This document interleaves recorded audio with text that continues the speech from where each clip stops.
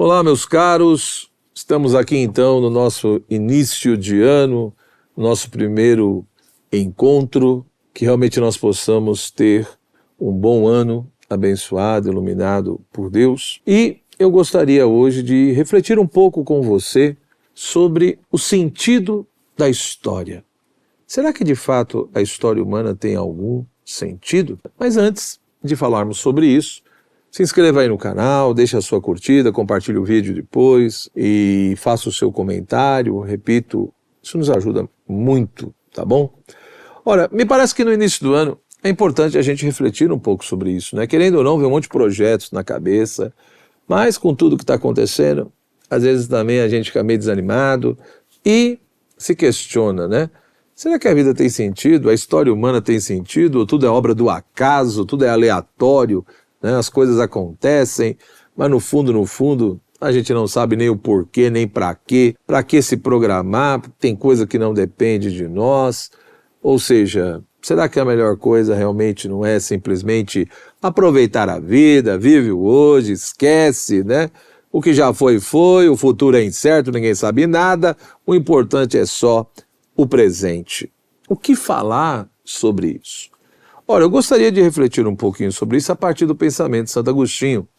Ele que escreveu uma grande obra chamada Cidade de Deus, né? Muitos consideram essa obra de Santo Agostinho como sua maior obra, né? Porque ali encontramos como se fosse uma verdadeira síntese do pensamento dele. Ele que foi, como nós sabemos, né, um autor cristão, um padre da igreja, né, um dos primeiros escritores cristãos, e no contexto da patrística latina, ele que nasceu em 354, morre em 430, e ali, em torno do ano 413 até o ano 426, ele foi produzindo essa grande obra, constituída de 22 livros, né, como se fossem 22 capítulos. Ora, a Cidade de Deus de Santo Agostinho ela é dividida em duas grandes partes, né? Até do livro 1 ao livro 10º, nós temos o primeiro momento da obra, depois do 11 até o 22, nós teríamos então o segundo momento da obra. Muitos entendem, ou muitos até perguntam, né? Mas a Cidade de Deus de Santo Agostinho foi escrita para quê? Ora, naquele contexto ali, nós precisamos lembrar que no ano 410 houve o saque de Roma, né, pelos visigodos, etc., e isso evidentemente causou ali, né, uma reação, uma comoção social, porque muitos entendiam, né, a Roma, a cidade eterna, etc.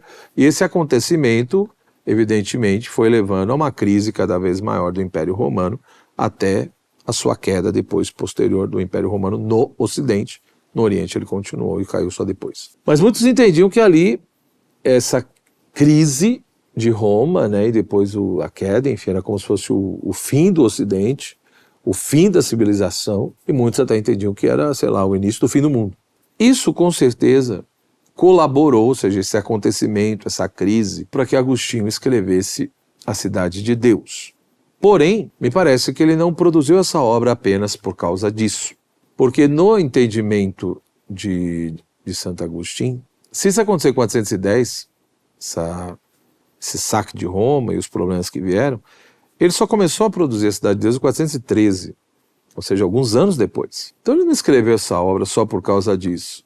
Por mais que, repito, esse acontecimento influenciou, e também porque, devido a isso, os cristãos estavam sendo acusados, né? Ou seja, a ideia de que Roma está em crise, Roma está caindo, Roma está com um monte de problema, porque os cristãos se recusam a adorar os deuses romanos, a prestar um culto aos deuses romanos. Então, na primeira parte da Cidade de Deus, Santo Agostinho, em primeiro lugar, começa na Cidade de Deus falando justamente sobre os malefícios, né, os problemas, dor, sofrimento, os males que atingem a humanidade e os povos, e também a questão da felicidade, né? E o que ele vai procurar mostrar no entendimento dele é que essa acusação é falsa, ou seja, Roma está em crise por outros motivos. Roma não está em crise porque os cristãos adoram a Cristo e não adoram os deuses romanos. Então ele coloca que os deuses romanos não são responsáveis nem pela glória de Roma, nem pelo sucesso, pela prosperidade que Roma teve, e muito menos eles também têm condições ou algum tipo de poder e força para socorrer os romanos no contexto de crise que eles estavam vivendo ali. Então, na realidade, Agostinho, enfim, vai fazer uma crítica fortíssima ao politeísmo, vai dizer que no fundo, esses deuses não tem nada de divino, são espíritos malignos, demônios, etc. Então ele usa toda uma terminologia, né, da época dele, e ele mostra, portanto, né, ele argumenta que no fundo só existe um Deus, então ele vai fazer toda uma defesa da questão do monoteísmo, a crítica ao politeísmo, e vai procurar mostrar que nada escapa desse Deus, da providência de Deus. Os males não vêm de Deus, Deus não é causa direta dos males, os males que ocorrem no mundo, o próprio problema do mal, é porque o ser humano fez um mau uso de um bem que Deus lhe deu, que foi o livre-arbítrio, da sua vontade, né, a sua vontade com o livre-arbítrio. O ser humano usou mal isso, abusou, e aí está a origem do mal, né, que entrou no mundo, etc., segundo Santo Agostinho. Então o mal não é uma substância, não é uma natureza, mas é a corrupção de um bem, né, que seria ali a vontade e o livre-arbítrio, corrupção parcial desse bem. E ele mostra que, portanto, os males não vêm de Deus, Deus não é causa direta disso. O mal vem por um processo de deficiência, né, de perda de algo. Porém, é lógico que para tudo isso acontecer, se nada escapa à providência de Deus, ao olhar de Deus, é porque Deus, de uma certa forma, autoriza e permite tudo isso. Então ele mostra que, na realidade, todo sucesso e prosperidade de Roma é muito mais por causa de Deus. Ou seja, Deus, na sua infinita providência, que permitiu isso e, de uma certa forma, foi ali fazendo determinadas coisas para que eu elaborasse com isso, e não tanto os deuses romanos. Eles nem causaram isso e nem têm condições de socorrer. E além disso, né, em primeiro lugar, ele coloca que se Roma está em crise, é porque, no fundo, ela foi abandonando muitas virtudes e toda uma vida de virtudes por um monte de vícios que foi adentrando essa realidade romana. Então, para Agostinho, a causa da crise está no abandono dos bons costumes e os vícios se espalhando, e no fundo, porque também a providência divina, de uma certa forma, é que conduz todo esse processo, evidentemente, sem anular o livre-arbítrio humano do ponto de vista agostiniano. E aí, a partir disso, Agostinho chama a atenção, mostrando então a especificidade do cristianismo como Cristo, único mediador, que veio ao mundo para nos salvar, realizou seu sacrifício de salvação, e isso chega até nós por intermédio da sua igreja. Então ele chama a atenção para esses pontos, mostrando como que, infelizmente, os filósofos de tradição platônica não tiveram a devida humildade para reconhecer a necessidade da mediação, né, entre o humano e o divino, o temporal e o eterno, achando que só o ser humano com as suas forças seriam capazes de fazer isso. Então, na primeira parte da Cidade de Deus, nós encontramos com certeza muitos aspectos apologéticos de defesa do cristianismo. Mas na segunda parte, a partir do capítulo 11, ele foca a sua reflexão sobre a questão da cidade de Deus e a cidade dos homens, né? Então ele procura explicitar como que se originaram essas duas cidades, como elas surgiram, como elas se desenvolveram e qual vai ser o fim de cada uma. Então, para Santo Agostinho, a gente vê a importância do amor. Ele diz, 2 amores geraram 2 cidades. O amor a si, tão exagerado e desordenado, que levou ao desprezo de Deus, dando origem à cidade dos homens.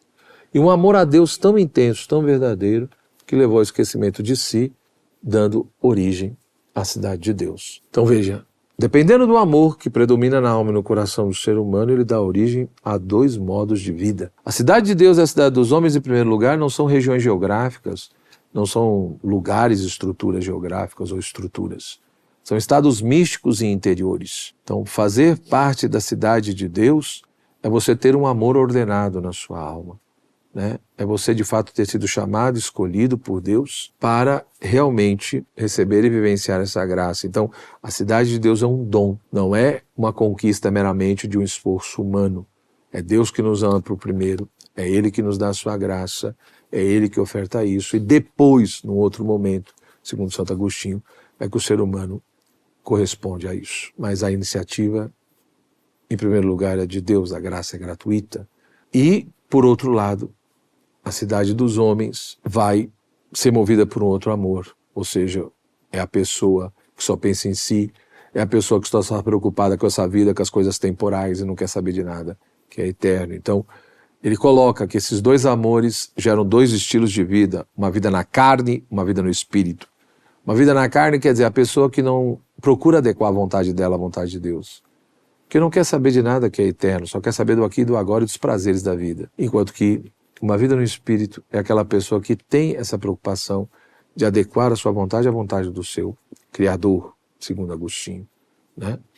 Isso posto, ou seja, dois estilos de vida estabelecido por dois amores, um ordenado e o desordenado. E, portanto, essa cidade de Deus não é a mesma coisa que a igreja, da mesma forma que a cidade dos homens não é o Estado. Então, a cidade dos homens nunca pode ser identificada com o Estado, segundo Santo Agostinho. Porque o Estado vai depender de quem governa. Então, eu posso ter um Estado governado por pessoas virtuosas que vão procurar fazer leis e organizar a sociedade de uma maneira que ajude as pessoas a se aproximarem de Deus. Mas eu posso ter um Estado também liderado por governantes corrompidos, cheio de vícios, que vão fazer um monte de coisa errada que só vai fazer com que as pessoas reproduzam o mal cada vez mais na vida delas, os vícios e os pecados. Então, para Agostinho, o Estado sozinho, ele nunca vai resolver os problemas do ser humano, porque somente quem criou o homem pode consertar o homem, segundo ele. Ora, o Estado pode ajudar a cidade de Deus, ou pode ajudar e ser um instrumento da cidade dos homens, da cidade do diabo.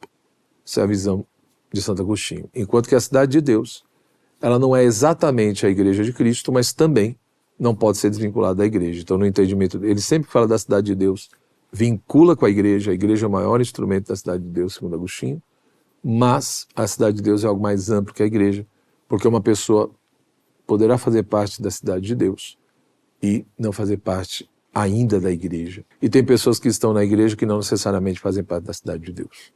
Essa é a visão de Santo Agostinho, mas ele não desvincula, né? Ele sempre aproxima igreja e cidade de Deus, mesmo reconhecendo que a cidade de Deus é uma coisa mais ampla do que a própria questão da igreja. Ora, essa visão, por que eu estou expondo aqui, e o que isso tem a ver, e refletir sobre isso no início do ano, e sobre o sentido da história? Porque nesse modo como Santo Agostinho escreve tudo isso e elabora essas questões, ele acaba desenvolvendo, e muita gente também diz isso, um certo tipo de filosofia e teologia da história, mostrando que, de fato, nós não temos como descobrir o sentido da história baseado só no tempo, porque a gente não tem como ver o todo. A gente vê o passado que já foi, vivemos o presente no sentido desse instante, mas o futuro não tem como nos abarcar, né, em muitos aspectos. Deus não, Deus vê tudo. Portanto, é óbvio que Agostinho quer mostrar que existe o tempo da criação, né, aquele instante inicial onde Deus fez tudo, criando até o próprio tempo, criou todas as coisas junto com o próprio tempo, e ali o ser humano nesse início tinha uma certa estabilidade, não no sentido de ser eterno, mas tinha uma certa estrutura estável. Porém, eu não tenho só o tempo da criação, eu tenho o tempo da queda, que é o tempo do pecado, e o tempo da redenção. O tempo da queda é o momento que o ser humano vira as costas para Deus, é o ser humano dizendo não para Deus, movido pelo seu orgulho. É o tempo da queda, é o tempo do pecado, é o tempo, né, de entrar num caminho de condenação. Mas, por amor e bondade de Deus, o Verbo se fez carne e habitou entre nós. O Eterno entrou no tempo. E aí o tempo, que era só apenas um momento de queda e pecado, se torna também um tempo de redenção, ou seja, de possibilidade de salvação e retorno para Deus. Nesse contexto, portanto, é que vai se estabelecer o tempo histórico. Então eu tenho o tempo da criação e eu tenho o tempo histórico. E o tempo histórico é constituído neste jogo constante do tempo da queda e do tempo da redenção. Ou seja, a história da humanidade é uma dialética entre pecado e graça, entre possibilidade de condenação e salvação. Santo Agostinho chama muita atenção para isso e mostra que não tem como compreender a história da humanidade se nós não levarmos em consideração a fé, aquilo que a revelação nos diz.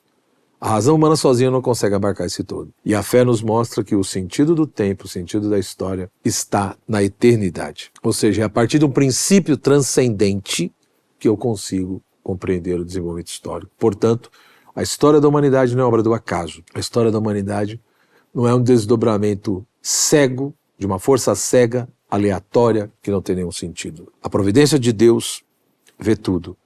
Por isso que, para Agostinho, o tempo histórico ele é um desenrolar, uma manifestação desse grande poeta que é Deus. Deus é o grande poeta, é o grande músico, é o grande maestro que vai conduzindo essa grande sinfonia da história. Então ele vê tudo, nada escapa do olhar da sua divina providência e, portanto, muitas vezes a providência nos surpreende, às vezes olhando humanamente parece que nada tem sentido e o mal vai vencer, mas Agostinho deixa isso bem claro, né?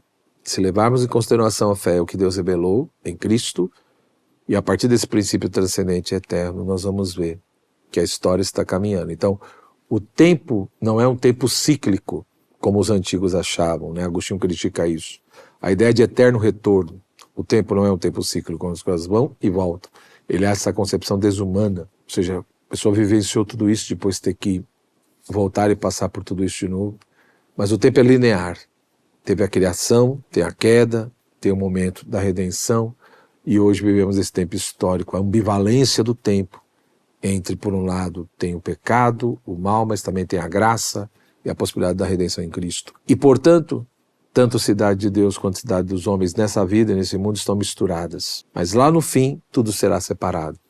Por isso que lá no fim do livro ele fala do juízo final, mostrando que, no fim de tudo, a cidade de Deus está caminhando para o seu fim, que é a glória de Deus, que é a visão beatífica, que é contemplar a Deus face a face.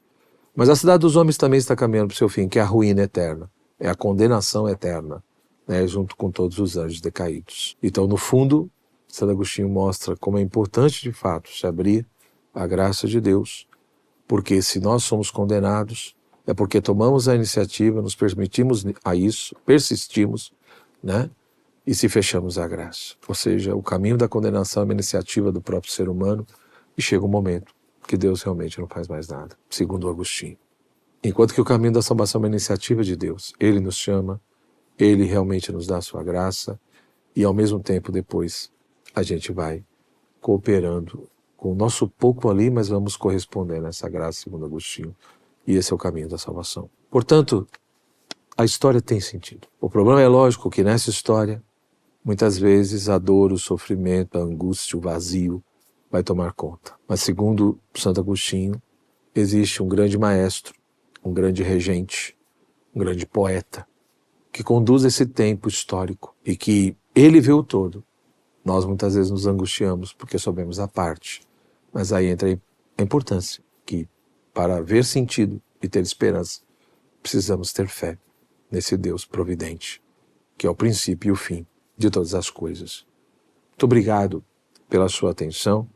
Que você possa ler A Cidade de Deus, de Santo Agostinho. Com certeza ele vai, o texto vai ter muitos mais elementos do que eu disse aqui, tá bom?